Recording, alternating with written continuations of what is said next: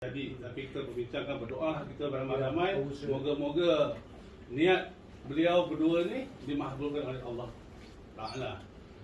Jadi yang lain-lainnya akan datanglah. Kata orang putih, latest story, latest talk lah.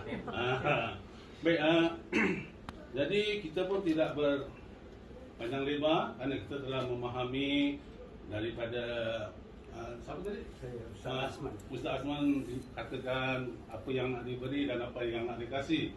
Jadi apa yang dikasih kita terima, dan saya harap apa yang kita beri biar terima.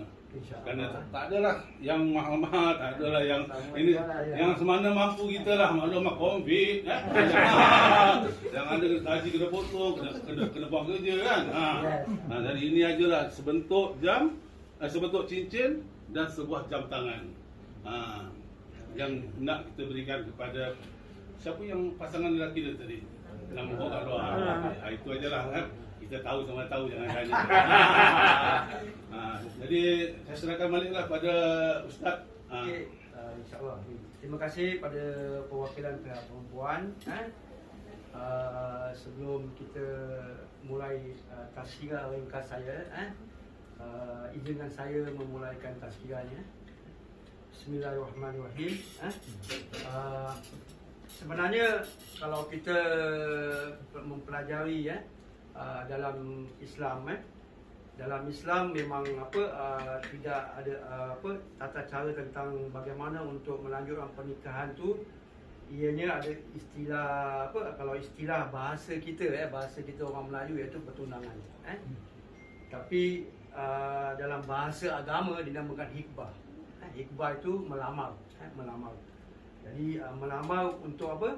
Untuk supaya keluarga dari pihak laki-laki dan pihak perempuan saling kenal mengenal, saling bersilaturahmi, saling mengetahui latar belakang masing-masing, untuk apa? Untuk mengeratkan tali persaudaraan. Jadi makin erat, kata orang tu, tak kenal maka tak cinta kan. Jadi bila dah kenal, dah tahu bagaimana suasana laki-laki, bagaimana suasana perempuan, apa yang ada, boleh kita boleh menerima dengan lapang dada. Sebenarnya kalau kita kembali kepada sejarah Islam,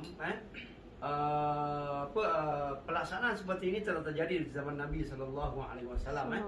Saya ingin mengutip sebuah sejarah bagaimana Rasulullah SAW waktu beliau menikah dengan, kita tahu, Ummul Mukminin Siti Khadijah binti Khuwailid, yang mana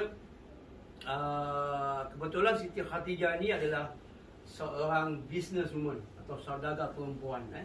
Beliau adalah orang kaya di kota Mekah, orang bangsawan, dan beliau mempunyai perdagangan yang sangat luas sekali. Jadi kebetulan banyak perawan laki-laki daripada pihak bangsa Arab pada waktu itu ingin melamar beliau, tapi beliau belum bersedia menerimanya. Dan beliau pun seorang janda, janda yang meninggal seorang suami. Jadi kebetulan pada waktu itu, pada waktu Nabi umur 25 tahun, beliau bekerja dengan Siti Khadijah sebagai membawa perdagangan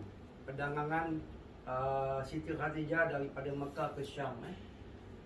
Jadi kebetulan Siti Khadijah ini dia ada satu assistant yang mengikuti Nabi SAW. Jadi setelah beberapa tahun Nabi menjalankan bisnes Siti Khadijah ni, bisnesnya makin naik, makin berkembang, makin maju, makin dan kebetulan asisten yang Siti Khadijah ini menjelaskan kepada Siti Khadijah bahawa seorang pria ni namanya Muhammad bin Abdullah. Beliau ni seorang, sebelum tu beliau belum diangkat menjadi nabi, seorang yang yang jujur, amanah, dan pengalaman dalam bisnes. Jadi Siti Khadijah bila mendengar portfolio atau CV Rasulullah SAW, akhirnya beliau mempunyai keinginan untuk mengambil Nabi SAW sebagai isteri, sebagai suami, sebagai suami. Jadi sebab tu ada komunikasi, ada apa semua. Sebenarnya kalau kita baca sejarah, Siti Khatijah ni yang inginkan Rasulullah kan, tapi kerana tradisi Arab itu, tradisi pada waktu itu, pihak lelaki yang harus melamar pihak perempuan. Jadi asistennya Siti Khatijah ni berjumpa dengan keluarganya Nabi dan menerangkan hasratnya. Akhirnya keluarga Nabi yang diwakili oleh paman-paman beliau melamar Siti Khatijah atau menghikbah Siti Khatijah. Jadi di dalam Islam para ulama membahaskan tentang istilah pertunangan. Pertunangan tu bahasa kita, kalau bahasa agama namanya hikbah, melamar. Melamar untuk mengetahui bahawa antara satu keluarga dengan satu keluarga berkomunikasi, bersilaturahmi yang untuk mendekatkan sebab